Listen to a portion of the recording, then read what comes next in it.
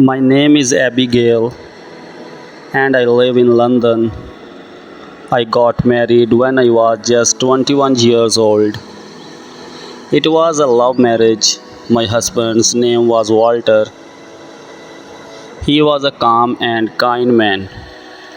He never spoke loudly and he always seemed polite. But his mother, Mrs. Sophia Anderson, did not like me from the very first day.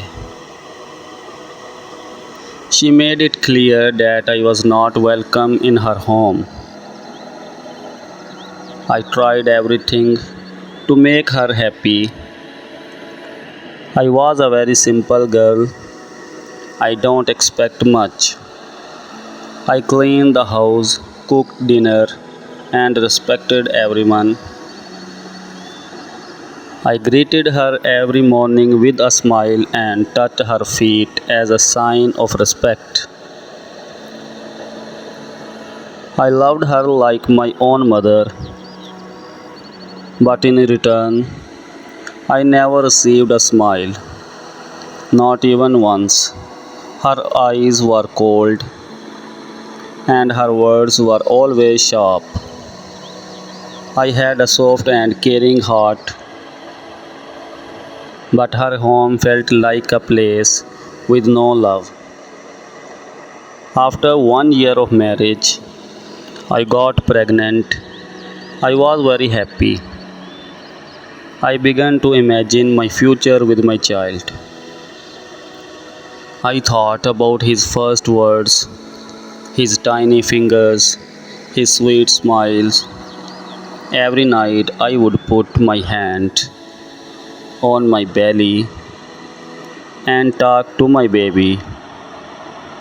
But in the seventh month, something went terrible wrong. One morning, I felt a sudden pain in my stomach. I cried out in fear and pain. I screamed. My husband took me to the hospital. My hands were on my belly and I prayed to God, please save my baby.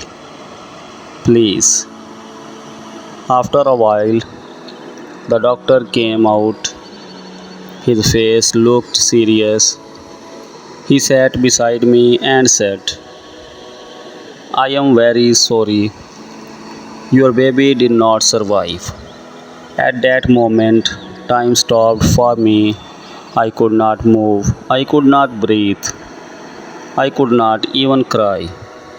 My baby, my world, was gone before I ever got to hold him. After that day, I was not to the same. I became weak. My body hurt, but my heart hurt more. I stayed inside my room.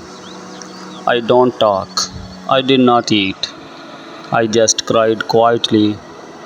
My mother in law stood outside my door and said loudly, she is unlucky. She brought death into this house. Her words hurt me. I wanted someone to hold me and tell me it was not my fault, but I received only hate. My husband, Walter, slowly became distant. He no longer asked how I felt when I cried. He did not try to make me feel better. He just turned away from me. I was falling apart, and he did not even notice. One day he came into the bedroom and said, maybe you are just not meant to be a mother. My heart broke that night. I cried and carried until I had no tears left. I held my pillow and asked God, why me? Months passed. I went to doctors. I took every medicine. I prayed every single night. But still I could not get pregnant again. Then one evening during dinner, My mother in law shouted in front of the whole family, "She will never give us a child. She is useless." My heart broke. I felt so small, like I don't matter at all. I ran to my room and locked the door. I cried and cried until my whole body hurt. I felt empty. I felt like I was not a real woman. I felt invisible in that house. No one came to ask me how I was, not even Walter. I was all alone with my pain,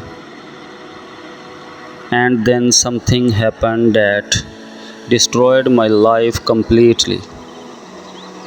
One day, my mother in law told Walter she is meeting someone else. That's why she doesn't want a baby. It was a lie, but Walter believed her. He looked at me with cold eyes and said, "I want to divorce Abigail.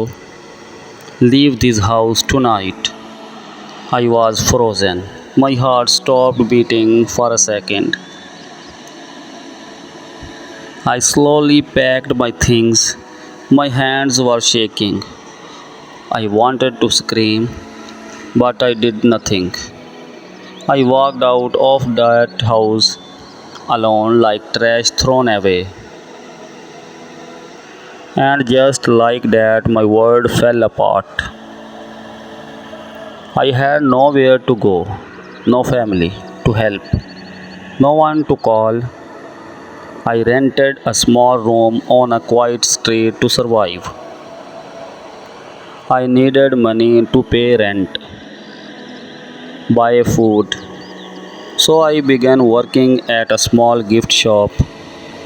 Then one afternoon, a man walked into the shop. His name was Walker. He asked for a birthday card. He saw my red eyes. He asked, "Are you okay?" I tried to speak, but my tears came first. I shook my head. He did not ask more. He just gave me a kind look and left. But the next day, he came again, and the day after that, too. He don't ask too many questions.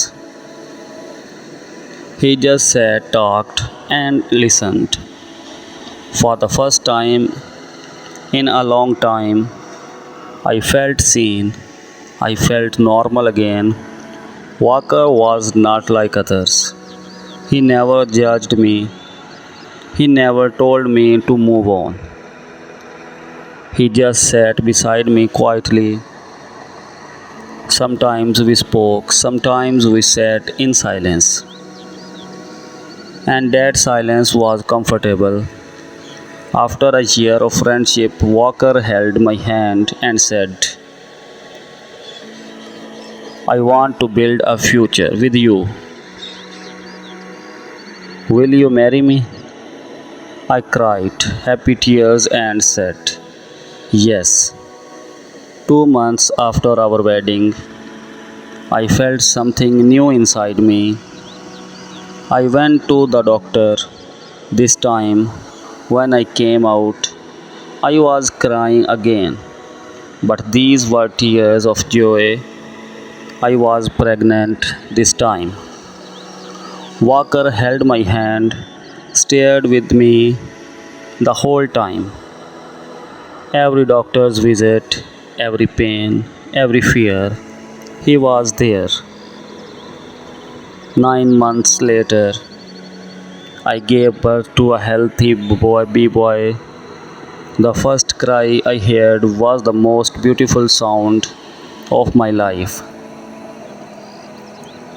The nurse placed him in my arms. I looked into his eyes and whispered, "You are my miracle." We named him Edward Walker. Years passed. Edward grew fast. He was kind, smart, and loving, just like Walker. One day, his school called me for a meeting. I held Edward's hand and walked into the principal's office. I froze. Sitting behind the desk was Walter, my ex husband. He looked at me, then at Edward. His eyes were full of shock and regret. He stood up slowly and said, Abigail? I nodded. He looked at Edward again and asked, Is he your son?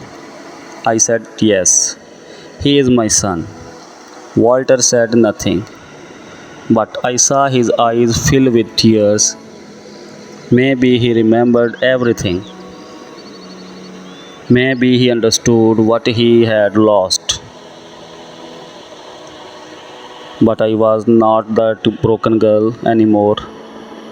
I had peace. I had my life. Now I live in Bristol. I run a small center for women who feel broken, just like I once did. Women who have lost babies. Women who are blamed and judged.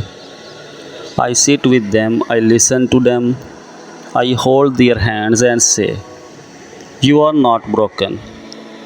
You are not unlucky. You are strong. God has a plan for you. Sometimes pain comes before joy. People said I was useless, but today I am a mother. I am a woman of strength.